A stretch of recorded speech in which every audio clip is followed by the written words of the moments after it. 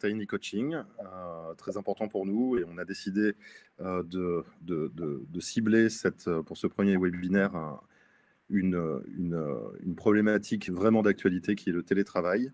Nous avons décidé chez Tiny Coaching d'adresser cette problématique pour une simple et bonne raison, c'est que le télétravail est certes pour certaines entreprises une opportunité économique avec peut-être moins de bureaux, plus de souplesse envers les employés, mais c'est surtout un vrai risque psychosocial pour des gens qui travaillent depuis plus de 25 ans ou depuis plus de 20 ans dans un environnement social d'entreprise. Et on doit surtout adresser ça, et nous voudrions surtout souligner le fait que nous devons accompagner les collaborateurs dans cette mise en place. J'ai le plaisir pour ce premier webinaire qui s'appelle Travailler autrement le télétravail, d'accueillir de belles personnes qui sont toutes spécialistes de ces éléments-là. Autour de la table, pour ce webinaire, vous aurez avec nous Corinne Tran, qui est directrice de la diversification du développement éditorial chez Edi8, une filiale de Vivendi, qui est la société qui édite et qui a la licence des livres pour les nuls en France. Bonjour Corinne. Bonjour, bonjour. Bonjour à tous. Nous avons avec nous Isabelle Labarde, qui travaille aussi chez Edi8 et qui est responsable du développement éditorial et qui accompagne Tiny Coaching dans la réalisation d'ailleurs de livres pour les nuls spécifiques dans le B2B pour les entreprises. Bonjour Isabelle. Bonjour. Et puis nous avons quelqu'un qui est à distance actuellement, puisque ce webinaire permet de franchir les frontières, et nous avons avec nous Esline de l'Ardemel, qui est la dirigeante de la société Evolitude, grande partenaire de Tiny Coaching sur les problématiques de soft skills. Esline, vous êtes à Madère actuellement. Bonjour. Bonjour. Nous avons le grand plaisir d'accueillir avec nous aujourd'hui Nelly Magret, qui est l'auteur en fait d'un livre très intéressant que nous avons éditorialisé au sein de Tiny Coaching, qui est le télétravail pour les nuls. Bonjour Nelly. Bonjour, et je suis co-auteur avec Janine Roncati. Co-auteur. Et donc, écoutez, je vous invite à citer votre partenaire d'écriture. Janine Roncati. D'accord. Écoutez, moi je conseille à tous de lire ce livre passionnant, alors, soit via notre chatbot Tiny Coaching, qui pousse une centaine de contenus qui sont issus de ce livre et encourage à la lecture, et surtout teste les acquis de cette lecture, mais aussi bien sûr avec le livre directement disponible dans les meilleures librairies, et aussi en format e-pub électronique sur le site des éditions pour les nuls. Écoutez, moi je vous propose qu'on aille directement dans le vif du sujet. J'ai une première question à vous poser. Cette question, c'est dans quelle mesure le télétravail est un mode d'organisation dans l'air du temps et est accentué actuellement par la crise sanitaire mondiale. Esline, je vous invite à nous guider un peu sur cette problématique. Alors oui, merci Hubert. Effectivement, le télétravail existait bien avant la pandémie, il faut le rappeler. De 2005 à 2020, avant donc cette crise, il avait déjà augmenté de 140%. Donc il y avait un effet déjà de mode qui s'installait et une demande des salariés. 97% des salariés en télétravail le recommandaient à d'autres. 98% de ces mêmes salariés en télétravail souhaitaient continuer à télétravailler. Donc, il y avait déjà un engouement présent pour plein d'avantages qui sont la flexibilité, comme on le sait, des heures de travail, la flexibilité du lieu de travail, la possibilité d'être plus à la maison, donc plus en famille, le fait de ne plus avoir ou de moins avoir de transport. Donc, beaucoup d'avantages du télétravail du côté des salariés. Et puis, les entreprises se rendant compte aussi qu'il y avait un avantage. Déjà des économies en surface immobilière, et puis effectivement une productivité qui était meilleure. Et là, je dis vraiment des chiffres avant la pandémie. La dernière étude qui a été faite par la Direction générale des entreprises sur la production et la productivité dit qu'elle augmente de 5 à 30%, donc suivant les personnes, suivant les métiers, pour les télétravailleurs. Donc, un intérêt pour l'entreprise et un intérêt pour les télétravailleurs qui étaient pourtant un peu retenus avec des craintes, surtout du côté des entreprises, de se lancer dans ce télétravail et de l'organiser. Or, la pandémie a fait que nous avons dû tous plonger dans le télétravail, où la plupart, quelques métiers ont été épargnés, entre guillemets, mais la plupart ont dû plonger dans le télétravail et l'expérimenter sans préparation. Donc, ça a été difficile, ça a été challengeant, mais ça a été héroïque, j'allais dire, pour la plupart, et les managers ont beaucoup aidé à ça. Et fort de cette expérience, beaucoup de télétravailleurs souhaitent continuer ce télétravail, mais pas un télétravail dans le sens avec toutes les contraintes de la pandémie. Donc aujourd'hui, il y a une sorte d'interrogation parce que la pandémie a créé un isolement social qui est bien plus fort que juste quelques jours de télétravail. Donc aujourd'hui, ce qu'on observe, c'est des entreprises qui signent de plus en plus d'accords de télétravail, plus sur 2 ou 3 jours de télétravail par semaine, qui en même temps satisferont et les entreprises et les télétravailleurs.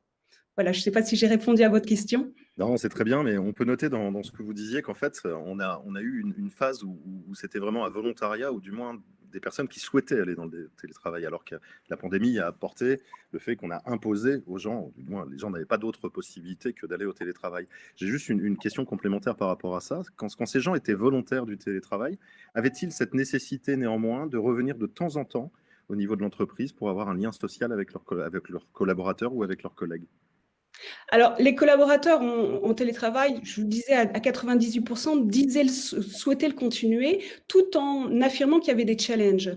Et les challenges sont un challenge de communication, de collaboration avec les collègues, et un challenge aussi de solitude. Donc, quand c'est possible, la plupart des collaborateurs, des télétravailleurs souhaitent avoir la possibilité de faire ce qu'on appelle un télétravail hybride. C'est où ils sont de temps en temps en télétravail à la maison et ils peuvent se reconnecter, aller au bureau, voir leurs collègues, ce qui a fortement, fortement manqué pendant la pandémie. Très bien, merci Yacine. Nelly, j'ai une question pour vous sur cette problématique. On voit donc qu'il y a des gens qui avaient une volonté de faire du télétravail. Il y a deux types de personnes, deux types de collaborateurs. On a des gens qui sont plutôt autonomes et souhaitent aller vers de l'innovation ou des choses différentes. De l'autre côté, au mois de mars, quand on a eu ce premier confinement, on s'est retrouvé face à des gens qui, eux, sont très en attente d'être guidés par leur entreprise et se sont retrouvés enfermés chez eux dans un environnement qu'ils connaissaient, certes, mais coupés de tout lien social avec l'entreprise et peut-être avec une perte de repères. Quels étaient les risques pour ces gens par rapport à l'ensemble de ces problématiques, et pensez-vous que lors du premier confinement, on a su adresser ces éléments qui étaient d'accompagner d'un seul coup, soudainement, suite au discours d'un président de la République, le fait que les gens se retrouvent chez eux? Bon, vous avez posé plein de questions en même temps. J'espère que je vais pouvoir y répondre à toutes. Alors, effectivement, je dirais que les premières victimes, enfin, une des grandes victimes du télétravail, ce sont les managers aussi, qui, eux, ont été pris complètement au dépourvu, comme l'évoquait Asseline, hein, il n'y a pas eu d'anticipation. Donc, eux se sont retrouvés tout à coup à devoir manager des collaborateurs qui, eux-mêmes, n'avaient pas pu anticiper le télétravail. Enfin, personne n'avait pu l'anticiper, l'entreprise non plus, en fait. Et pour compléter un peu ce qu'Asseline disait tout à l'heure, effectivement, en France, on n'avait pas une culture très développée encore du distanciel, parce que c'est fonction des régions aussi et des pays. Dans les pays nordiques, les pays anglo-saxons, on était beaucoup plus avancés sur le télétravail. Les pays du Sud, eux, sont beaucoup plus en retard. Et la France était un petit peu au milieu, mais en pleine progression sur le télétravail. Quoi qu'il en soit, la pandémie a complètement attrapé tout le monde dans l'urgence. Et effectivement, personne n'a pu l'anticiper avec les risques que vous évoquez. Donc, les risques psychosociaux ont été bien présents, hein. Le lien social a été très fortement délité. Et effectivement, pour certaines personnes, ça a été très difficile. D'autant plus que c'est justement pas ce qu'évoquait Asseline en disant il faut bien ne pas faire 5 jours sur 5 en télétravail. Pour certains, ça a été 5 jours sur 5, avec effectivement un isolement, avec des managers qui étaient complètement démunis pour certains pour créer le lien, parce qu'ils ont un rôle très important dans le fait de créer le lien, avec des risques également qui ont été ceux du burn-out. J'ai eu plein de témoignages de personnes qui voulaient tellement bien faire pendant le télétravail, puis il y avait quand même un enjeu qu'on sentait collectif, hein, l'enjeu de maintenir l'activité, que parfois les horaires ont explosé, ou alors avec le risque de bore-out, avec des personnes qui étaient chez eux en télétravail, mais qui en fait n'avaient pas de quoi remplir 5 jours sur 5 en télétravail, et qui par bonne volonté essayaient de faire les choses, mais pas obligatoirement des choses qui étaient intéressantes ni pour eux ni pour les entreprises. Donc vraiment les risques psychosociaux ont été très très présents, et effectivement ce qui va être important, le vrai challenge, ça va être de passer de ce télétravail de crise à un télétravail durable. Parce qu'effectivement, le télétravail durable, c'est vraiment quelque chose qui est extraordinaire, hein, pour les salariés, puisque à la base, déjà, il n'y a que le volontariat qui fonctionne. Ça veut dire que c'est seulement si j'ai envie de télétravailler que je peux télétravailler. On voit bien que dans la crise, ça n'a pas du tout été le cas, hein. Ça a été, si vous pouvez télétravailler, s'il vous plaît, faites-le, parce que ça permettra peut-être de sauver l'entreprise. Donc là, déjà, la base, c'est le volontariat, et dès lors qu'il y a du volontariat, déjà, ça facilite les choses. Et effectivement, le vrai challenge, ça va être de faire en sorte que le télétravail de crise déjà soit utilisé pour un retour, enfin comme un retour sur expérience, qu'on voit ce qui a marché, ce qui n'a pas marché, et qu'il se rapproche, que le télétravail durable se rapproche le plus possible de tous les conseils qu'on avait mis en amont, hein. Nous qui avons accompagné et je pense qu'Essine ne va pas me contredire là-dessus, nous qui avons accompagné le télétravail normal avant la crise, il y avait plein de mises en garde en disant attention, ne faites pas n'importe quoi, ne faites pas 5 jours sur 5, maximum 2 jours. Il y avait plein d'éléments comme ça, organisez votre journée, définissez des timings, etc. Il va falloir à tout prix se rapprocher de ça, avec le risque que de mauvais réflexes aient été pris pendant le télétravail de crise, en fait. Donc c'est ça aussi qu'il va falloir corriger, et un challenge supplémentaire pour les managers. Bien sûr, on voit ne serait-ce que sur les outils technologiques qu'il y a eu des progrès de fait entre le premier confinement et le deuxième confinement. Il y a eu une guerre technologique entre Microsoft, Zoom, ce genre de choses pour essayer d'alléger un peu cette surcharge mentale qu'avaient les gens à passer d'une visioconférence à une autre, très très fatigante en fait. Et vous le disiez, des risques de burn-out, il faut le souligner, des risques aussi familiaux, il faut le souligner. Je pense qu'il y a eu une explosion des séparations en fin de premier confinement. Corinne, Isabelle, comment avez-vous vécu, vous, fin des 18, par exemple, une société d'édition, donc avec plein de gens. Moi, je connais bien vos locaux, ça fourmille de partout. Et d'un seul coup, on se retrouve avec personne là et tout le monde est à distance et on est dans l'édition. Il y a des choses particulières qui avaient été gérées? Alors, en fait, appartenant à un grand groupe comme Vivendi, le télétravail n'avait pas été anticipé. En revanche, ce qui avait été anticipé, c'est le fait d'équiper chacun d'un portable. Donc ça, déjà, ça a été formidable. Je pense que l'ensemble des collaborateurs, chez 18, étaient équipés intégralement au mois de décembre, juste au mois de décembre, et grâce aux grèves, effectivement, grâce aux événements. La grève a été l'anticipation du télétravail. Exactement. Premièrement, et deuxièmement, on a tous basculé dans une technique très barbare qui s'appelle Teams. Et au début, tout le monde râlait. Là, on a été équipé en Teams en décembre, et là, tout le monde râlait parce que plus personne ne trouvait son appareil de téléphone, etc. Et en fait, Teams a été magique quand on a été forcé à être en télétravail. Donc, pour nous, dès décembre, tout le monde était équipé, mais grâce à cause des grèves. Et puis, en décembre aussi, on a tous été formés à Teams. Donc, tout cela a été plutôt bien préparé. On était tous en télétravail de façon vraiment à l'attaque.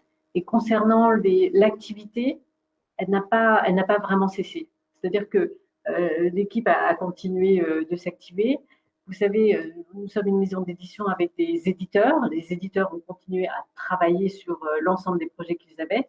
Et certains éditeurs étaient plutôt très contents d'être plutôt chez eux, plutôt au calme. Pour celles qui n'avaient pas d'enfants en bas âge, plutôt au calme, pour ceux qui n'avaient pas d'enfants en bas âge. Mais je trouve que le premier confinement, le deuxième, n'est pas du tout, n'a pas été vécu de la même façon. Le premier était effectivement très soudain, mais en termes d'équipement, de formation aux nouveaux outils, c'était très bien. Et c'est comme tout, cela dépend du métier de chacun aussi au sein de l'entreprise. Hein. Chez 18, on est 120, on ne fait pas tous le même métier. Pour les éditeurs, c'était plutôt bien. Pour des fonctions un peu plus commerciales où on a besoin de rencontrer des clients à l'extérieur, là, c'était un peu plus compliqué, mais on s'y adapte. On s'y adapte. Oui, on l'a vu de toute façon, ces évolutions technologiques. Et puis, je discutais avec quelqu'un de Microsoft il n'y a pas longtemps. Teams, il n'y avait que 20% des fonctionnalités qui étaient utilisées l'année dernière. Aujourd'hui, ils arrivent à 80%. C'est-à-dire que le travail collaboratif a vraiment évolué. Justement, pour continuer un peu dans mes questionnements, Esline, qu'est-ce que ça signifie manager à distance? Est-ce qu'il y a des éléments à anticiper, à prendre en compte? Manager à distance, pour moi, Oui, allez-y. Manager à distance, pour moi, c'est manager aujourd'hui ce qu'on appelle des équipes dispersées. Et en dehors de la pandémie où effectivement quasiment tout le monde était en télétravail, le manager à distance doit prendre en compte le fait qu'il aura des équipes qui sont au bureau, le plus souvent avec lui, et puis des équipes qui sont en télétravail, souvent aussi dans des régions différentes ou dans des pays différents. C'est là que le télétravail a pris tout son sens au début. C'est quand il y avait cette distance physique ne permettant pas à certains collaborateurs de venir au bureau. Donc le manager à distance se doit de, comme tout manager normal, il y a beaucoup de points communs avec le management normal, classique, de veiller à la productivité, donc aux résultats de ses collaborateurs et aussi à leur bien-être et à leur épanouissement. Parce que qui dit bien-être, épanouissement, développement, dit aussi productivité. Donc c'est un cercle vertueux d'un management réussi. Mais ce management à distance est rendu compliqué parce qu'effectivement, il ne peut plus continuer à manager comme avant dans une proximité physique qu'il y a au bureau qui permet une communication beaucoup plus fluide et simple en continu, même si on n'est pas toujours sur le lieu de travail. Donc, il y a cette communication qui est un peu perturbée, en tout cas qui est plus distante. Il y a la collaboration aussi qui devient plus compliquée. Comment faire collaborer des équipes qui ne sont pas tous ensemble sur le même lieu. Et puis après, il y a tous ces challenges, effectivement, des défis du télétravailleur, qui sont la solitude, la difficulté à se déconnecter, la difficulté à prendre des vacances, la difficulté à faire confiance, parce que la confiance on s'est rendu compte que les télétravailleurs, la confiance se délitait, non seulement le collectif se délitait, mais aussi la confiance. Le télétravailleur isolé peut être plus ou moins méfiant de ses collègues et avoir du mal à collaborer avec eux. Donc le manager a à prendre en compte son objectif normal de bien-être et de performance et en plus veiller à ces points qui sont des points délicats. Oui, voilà. Nelly, vous êtes psychologue du travail. Quand on est manager, moi je suis manager, j'ai pas forcément de longues discussions tous les jours avec tous mes collaborateurs. On peut pas comme ça, donc on voit quelqu'un un jour, on voit quelqu'un d'autre jour. Par contre, il y a un élément très important dans le travail au niveau d'une entreprise, c'est le langage corporel. On voit tout de suite si quelqu'un va bien ou s'il ne va pas bien. Avec ce télétravail, c'est pas possible. Je pense que on a dû renforcer quelque part la prise de température à distance des gens. Est-ce que c'est nécessaire justement que des managers s'accordent un planning d'appel ou du moins de contact avec chacun de leurs collaborateurs régulièrement? Oui, absolument. C'est fondamental parce que, comme vous le disiez très justement, hein, quand on voit les personnes, s'il y a quelque chose qui ne va pas alors qu'on n'avait pas prévu d'avoir un petit entretien avec lui, on va tout à coup dégager du temps pour avoir un entretien parce qu'on sent que c'est important. À distance, on n'a plus ça. Et effectivement, ça fait partie d'un des rôles du manager de prendre la température beaucoup plus fréquemment qu'il ne le fait au bureau. Alors après, il faut s'adapter aux personnes parce que si vous prenez la température tous les jours à quelqu'un qui est extrêmement autonome, à un moment donné, ça va faire trop. Donc c'est avec lui qu'il faut discuter de ce besoin. C'est peut-être une fois par semaine, mais en tout cas, c'est beaucoup plus fréquent et formalisé qu'au bureau. Et pour compléter ce qu'Asseline disait également, effectivement, elle évoquait la confiance en soi, mais dans le télétravail à distance, il y a la confiance en l'autre aussi pour le manager. Et c'est une des raisons pour lesquelles c'était pas si simple en France, hein, parce que dans le présentiel, on a l'impression que quand on a les personnes sous les yeux, eh bien, on est sûr qu'il va travailler, pardon.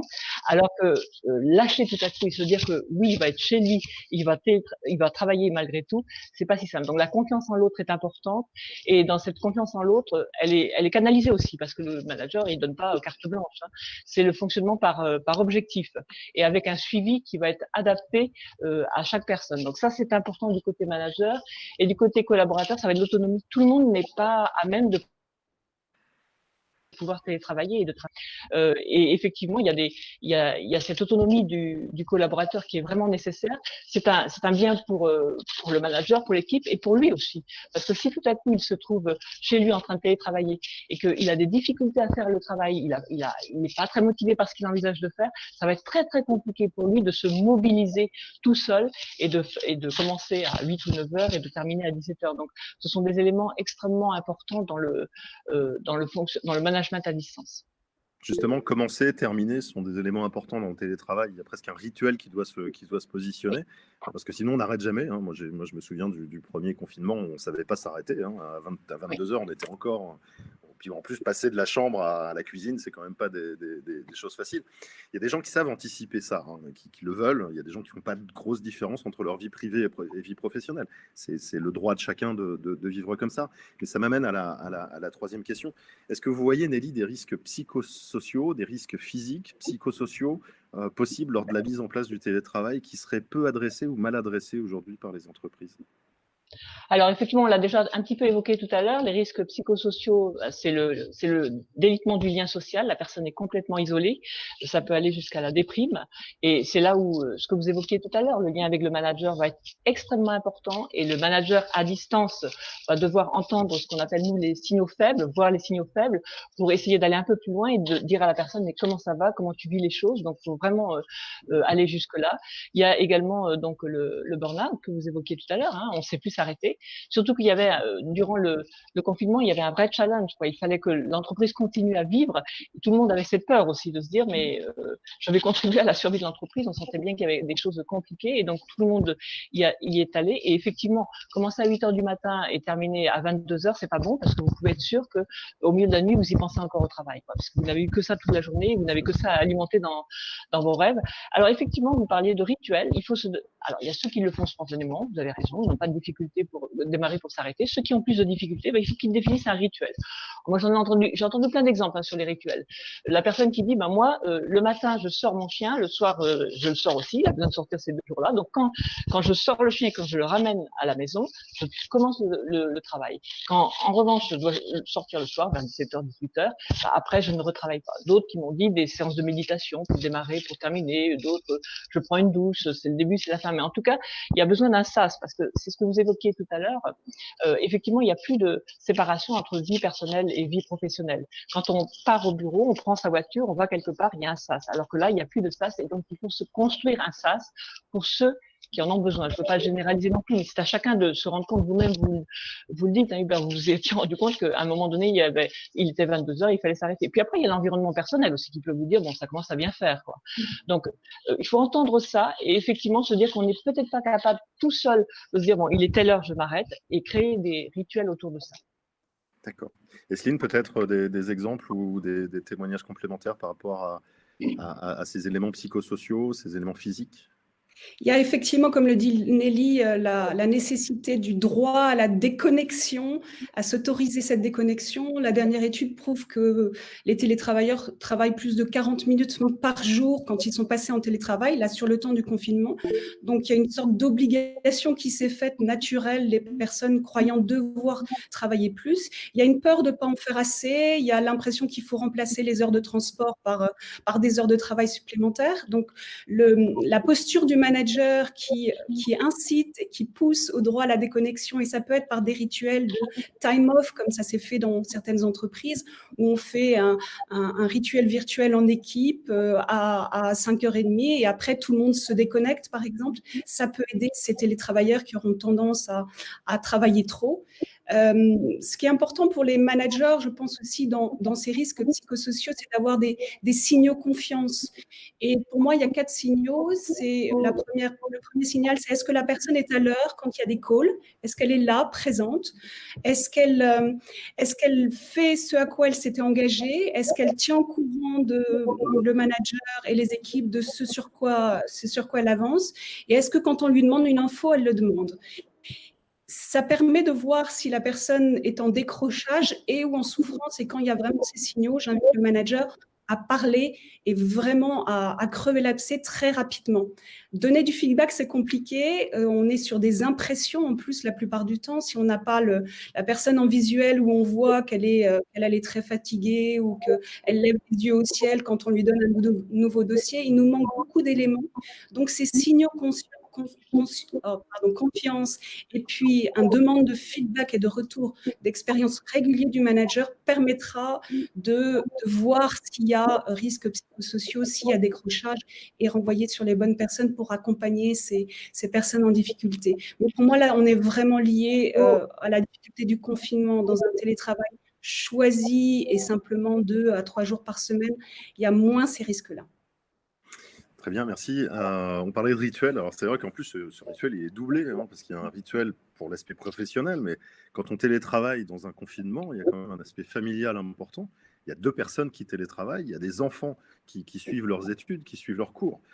Donc, ce rituel, il doit être complété au niveau aussi familial et accordé au niveau familial, ne serait-ce que pour pouvoir déjeuner ensemble, dîner ensemble et continuer une vie normale.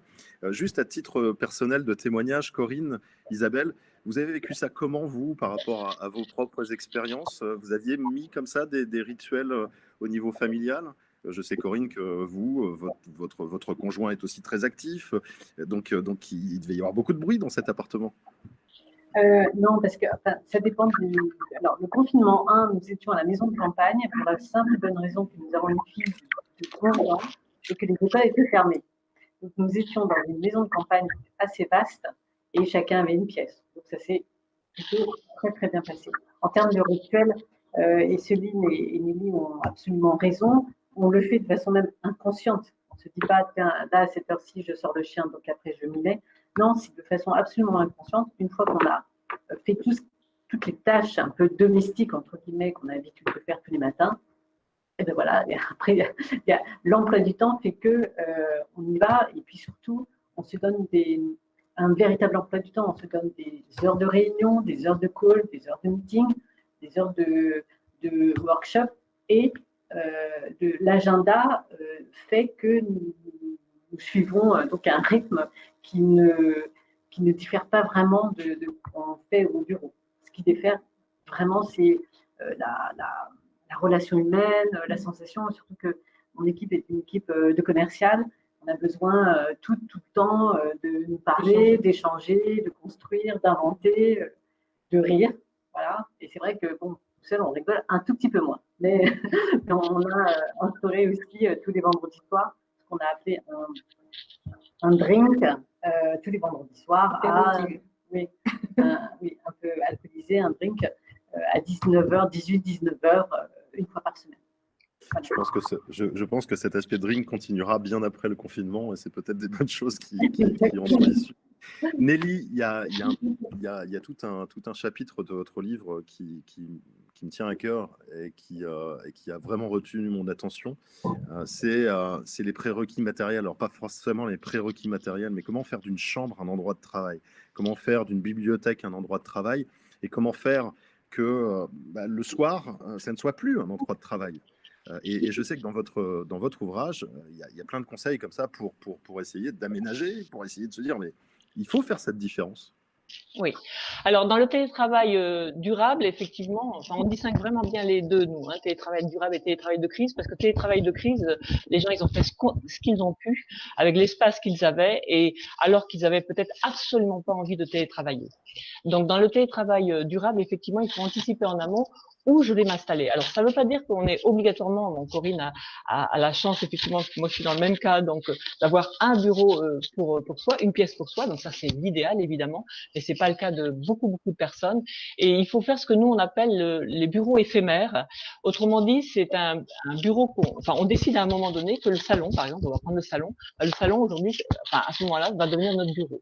Ça veut dire qu'on va installer les choses de façon à ce que vraiment on se sente au travail, qu'on soit vraiment confortablement installé, puisque tout à l'heure on avait évoqué effectivement les risques physiques et on n'est pas allé dessus au final, alors que les risques physiques sont vraiment très présents. Moi je me souviens de quelqu'un me disant moi en fait dans ce télétravail de crise, je suis assise par terre et j'ai mon ordinateur devant moi.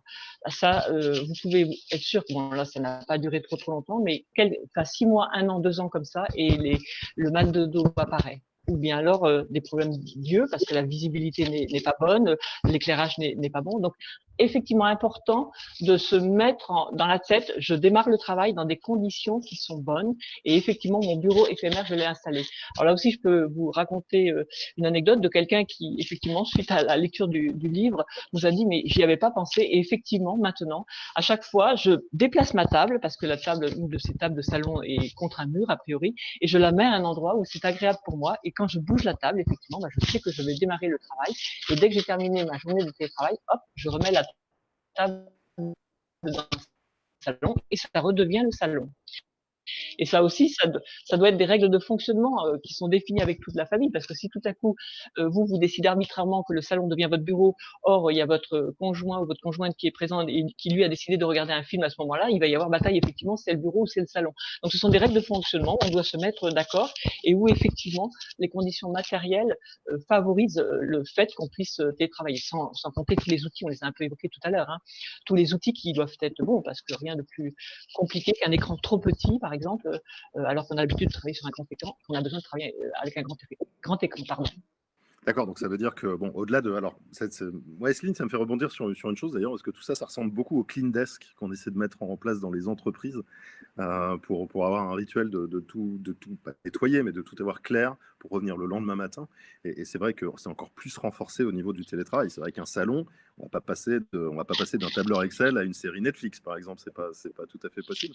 Et c'est vrai que cette histoire de changer de place, Nelly, est très, très intéressante. C'est-à-dire bouger une table, c'est quelque part changer de pièce. Et sinon, un petit parallèle comme ça avec justement ce que le management essaie de pousser déjà au bureau. Avec chaque lieu a son ancrage et effectivement, changer de lieu, changer de chaise, tout simplement, peut créer un autre ancrage. Le cerveau sait maintenant qu'il est peut-être exactement au même endroit, à la même table, mais qu'il a changé de chaise et on est passé à autre chose. Pour moi, le télétravail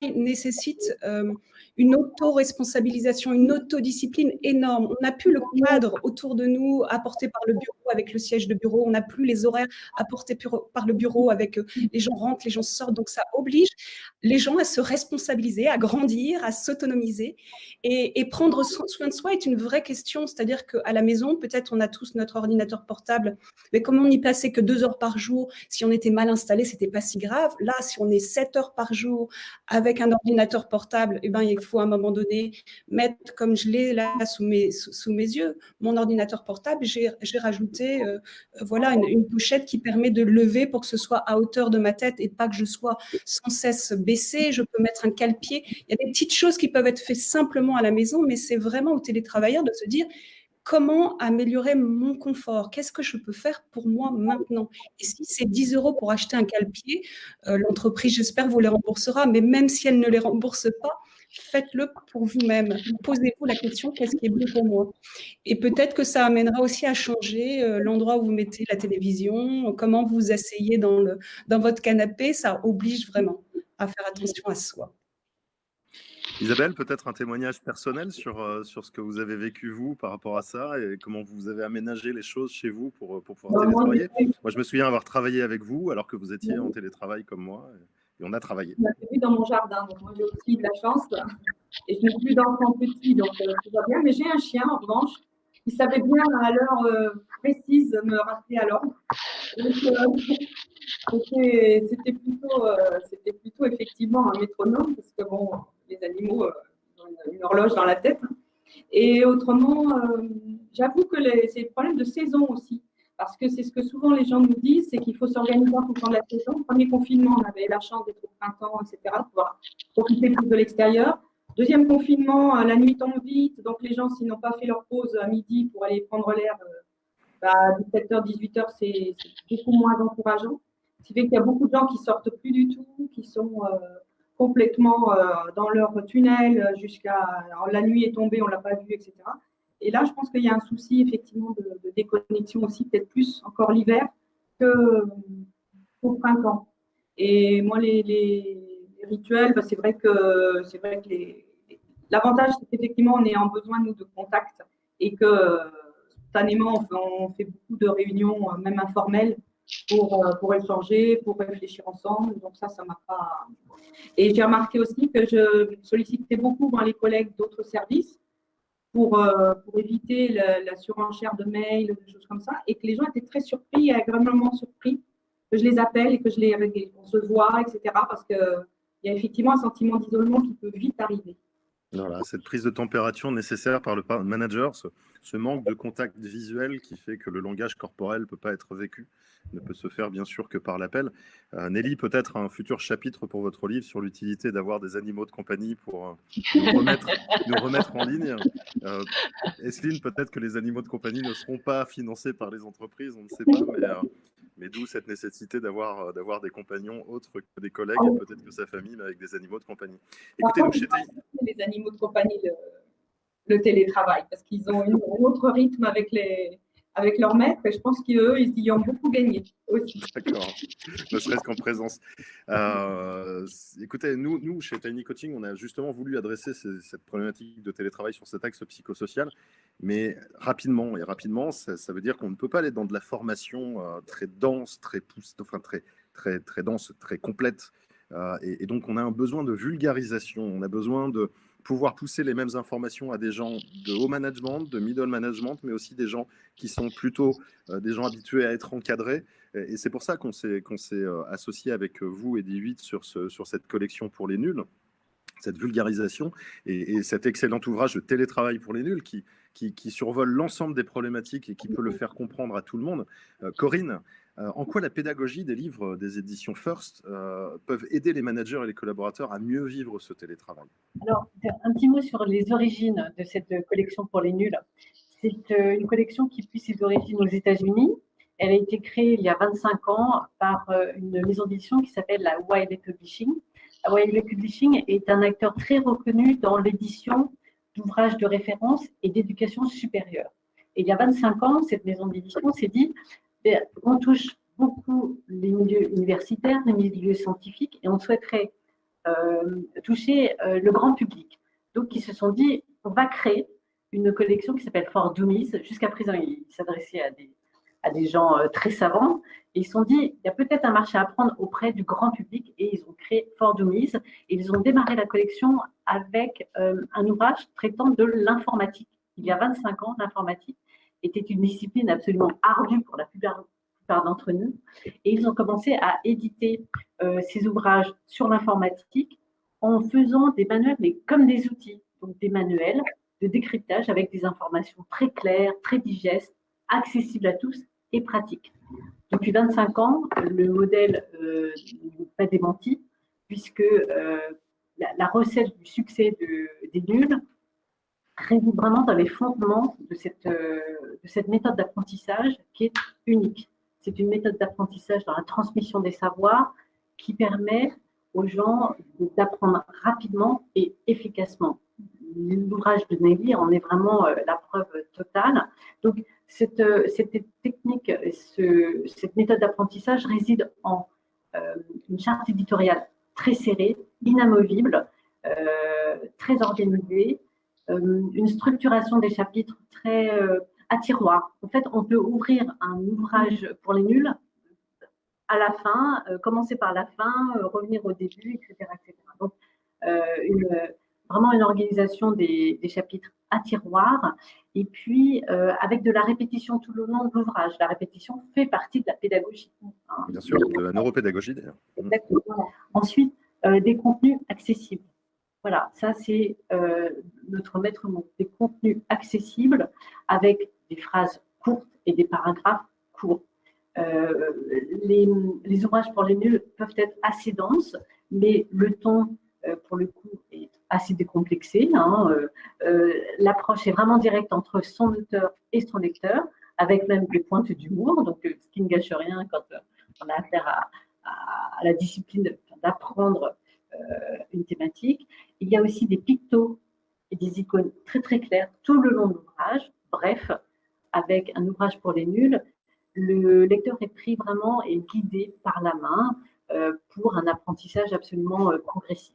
Donc ça, c'est vraiment la particularité pour les nuls, et c'est une collection qui est vraiment unique et inclassable, avec un vrai succès. Elle est arrivée en France il y a 20 ans. Ont été vendus 17 millions d'ouvrages depuis sa création. 17 millions d'ouvrages. Et ce que j'aime aussi, c'est le fait que ce soit un succès de lecteur. Ce n'est pas un coup d'éditeur, ce n'est pas les libraires qui nous ont portés il y a 20 ans, puisque les libraires nous ont un poil snobé et trouvé que notre charte éditoriale et puis nos couleurs étaient un peu criardes, là, noir et rouge. Et c'est vraiment le bouche à oreille qui a fait que les ouvrages ont vraiment marché. On a commencé d'ailleurs, quand on a voulu s'adresser au grand public, par un ouvrage qui était l'histoire de France pour les nuls. Pour la petite histoire, le patron avait dit bon ben on va en imprimer 1300, on va faire une mise en place de 1300, et le patron de l'imprimerie a commencé à lui dire non mais attends, je crois que ton ouvrage va très bien marcher parce que j'ai mes gars là sur les machines, ils sont en train de le lire justement. Donc c'était des ouvriers de l'imprimerie qui étaient là avec leurs ouvrages en train de se dire ah tiens c'est pas bête et tout, tiens, voilà comme ça a commencé. Et ça, c'est vraiment l'histoire pour les nuls. Et aujourd'hui, en France, donc depuis 20 ans que la collection est installée, il y a 3 piliers à cette collection. Il y a d'abord tout ce qui est lié à l'informatique, au digital, de vraiment vulgariser et rendre accessibles ces langages informatiques. Ensuite, il y a tous les sujets des savoirs, la culture générale, l'histoire, la philosophie, toutes ces disciplines. Et puis, le dernier pilier de la collection en France, c'est l'employabilité, les skills. Donc, avec le télétravail de Nelly, entre autres, l'accompagnement au management, les fondamentaux du marketing, etc. Donc, voilà, je pense avoir à peu près tout dit. Isabelle, si tu veux rajouter quelque chose. En fait, ce que je voulais rajouter, c'est effectivement, il faut que ça reste grand public. L'idée, c'est la pédagogie aussi, qui est très importante. C'est la répétition par la pédagogie.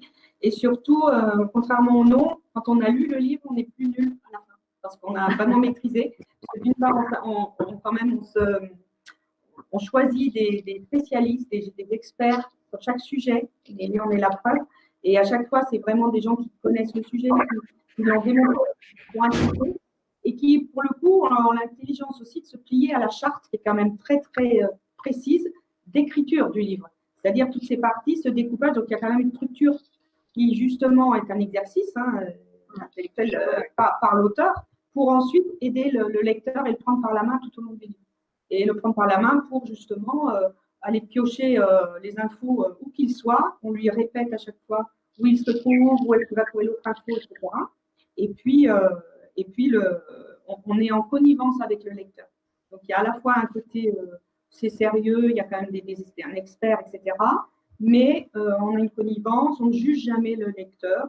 Et c'est ce qui plaît, en fait. C'est ce que les gens ont aimé. Il n'y a pas de tabou non plus, parce qu'il y a quand même beaucoup de sujets qui ont été traités. Et il n'y a pas vraiment de collection comparable. Bon, il y avait effectivement les Que sais-je, qui existent toujours d'ailleurs, mais qui sont beaucoup plus universitaires, qui ont un côté plus sérieux, plus didactique, etc. Et nous, on est plus dans une collection pratique, en fait. Même pour tout ce qui est business et autres, on a un côté pratique, avec cette partie des 10 à la fin qui est un petit peu emblématique. En fait, cette partie des 10, c'est les 10 trucs à faire en télétravail, ou les 10 astuces pour le télétravail. Mais c'est aussi pour l'histoire de France, les 10 rois, les pires de l'histoire. Et en fait, cette partie des 10, c'est comme un petit rendez-vous de tous nos lecteurs pour toute la collection. Et bon, ben voilà, on peut s'amuser un petit peu à donner beaucoup plus de petites informations, à zapper sur des petites choses. Et c'est relativement sympathique. Nelly, vous vouliez ajouter quelque chose ?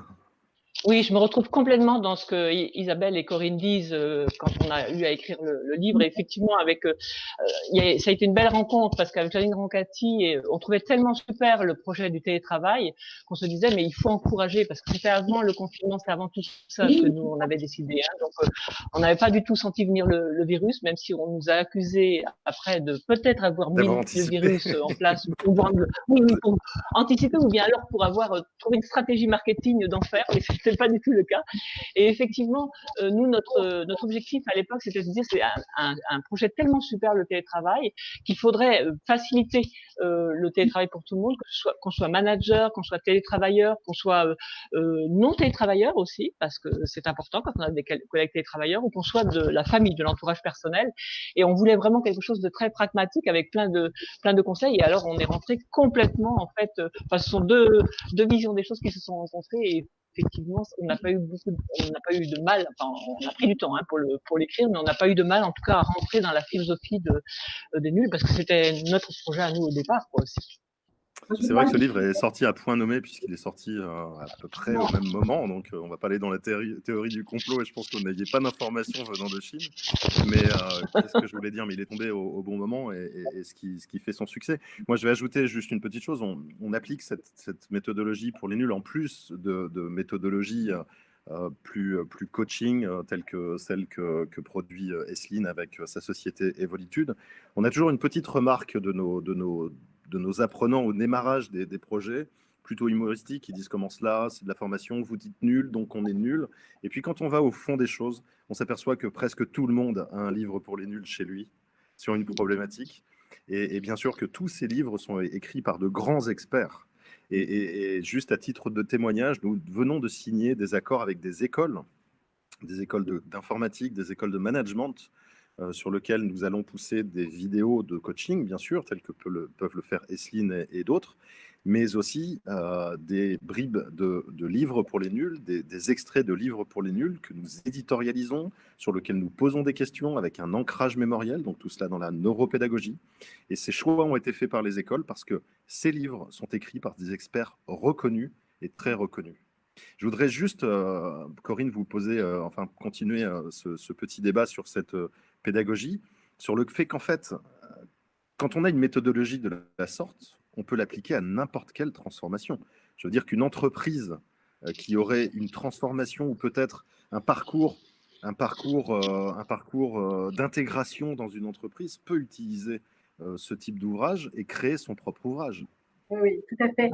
C'est vrai que c'est l'un des grands axes de développement aux États-Unis, puisque aux États-Unis, et on n'a pas encore tout à fait éprouvé en France, parce que le service que je dirige n'existe que depuis 18 mois, mais aux États-Unis, l'axe de développement de cette collection est clairement envers les entreprises, c'est B2B. C'est-à-dire qu'on crée des ouvrages vraiment pour les entreprises et avec les entreprises. Donc, dans un esprit d'intégration au sein de l'entreprise, mais également dans un esprit de faire connaître le métier de cette entreprise. Nous avons plusieurs exemples des États-Unis, qui viennent des États-Unis, et nous avons des ouvrages hyper pointus sur la cybersécurité, puis même des parties très pointues de la cybersécurité. Donc, vraiment, chaque entité, chaque activité, quelle que soit l'entreprise, on peut créer effectivement ces ouvrages pour de l'intégration ou pour faire connaître une activité en particulier. Oui. Ou personnaliser un sujet. Oui. Ou personnaliser un sujet, l'adapter. Et je l'espère bientôt en France aussi, en complément des États-Unis, puisque nous travaillons ensemble sur l'approche de belles enseignes qui sont intéressées par l'approche. Et donc, très bientôt, j'espère, des livres dédiés à des entreprises. Imaginez, votre propre entreprise pour les nuls ou une problématique de votre entreprise pour les nuls. Tout cela éditorialisé dans Tiny Coaching. Donc, juste pour clôturer ce débat, donc Tiny Coaching, c'est un coach virtuel qui est disponible sur les messageries instantanées ou sur Internet ou sur une... Donc, c'est un coach, c'est un robot, certes, mais avec un vrai cerveau d'intelligence artificielle qui va aller sélectionner des contenus à l'intérieur de ces livres pour les nuls, qui va aller sélectionner des vidéos chez Esleen, tout cela autour des problématiques de télétravail dans une matrice pédagogique qui va mener petit à petit, en fonction des choix de l'utilisateur, à bien approfondir avec la méthodologie des livres pour les nuls, donc une vulgarisation accessible à tous, et avec tout le talent d'Esleen sur la partie management, c'est-à-dire comment manager à distance, et qui va mener les gens à mieux vivre ce télétravail. C'est un parcours qu'on a lancé juste avant le premier confinement et qui commence à connaître un très beau succès. Je vous invite à visiter notre site internet ou aller sur le livre des éditions pour les nuls ou aller sur le site d'Evolitude qui existe aussi. Mais tout cela est disponible au sein d'un coach virtuel. Tiny Coaching, c'est la possibilité pour toute entreprise d'avoir un coach à la droite de chacun de ses collaborateurs dans son téléphone, sur son ordinateur, en communication bienveillante tous les jours et qui va pousser ses savoirs. Écoutez, mesdames, je vous remercie beaucoup pour ces très très beaux témoignages. Je vais vous laisser peut-être un petit mot de la fin afin de clôturer tout ça. Esline, peut-être un dernier message ou quelque chose à ajouter? Dernier message, je dirais que au-delà du télétravail, il y a le management à distance, effectivement, et il est réinventé, ou en tout cas accéléré, son changement est accéléré avec cette crise sanitaire. Donc on va vers un management par les objectifs, un management par la confiance, et un management qui s'adapte aux transformations, qui plonge dans les transformations, avant de les ajuster, alors qu'avant, c'était on réfléchit, on crée un comité de pilotage, on fait un test, on ajuste, on officialise, on généralise, et maintenant, on est vraiment dans embrasser le changement. Donc voilà, renouvellement de ce management grâce à la distance, mais grâce aussi à toutes les transformations. Donc à très bientôt sur ce sujet. Corinne, Isabelle, peut-être un petit mot? Non, mais moi, ce que je voulais dire, c'est effectivement que ce qu'on a vécu, ce n'est pas vraiment du télétravail, ça, il faut insister là-dessus. C'est pour ça que le livre revient un peu aux fondamentaux, c'est-à-dire que reprenons dans l'ordre les étapes, même si effectivement, ça a été très bien, parce que ça a propulsé les gens dans le vécu, dans le réel, mais effectivement, ne pas prendre les mauvaises habitudes et prendre les bons côtés de ce que peut apporter le télétravail, et prendre les bons réflexes, comme disait Nelly.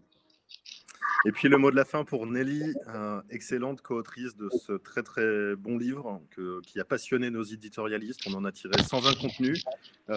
Quand on fait un parcours Tiny Coaching, ce livre est envoyé de toute façon à la fin du parcours à chaque apprenant. Donc c'est donc cette logique. Et d'ailleurs, on a même des clients qui nous disent que ça redonne l'envie de lire aux gens.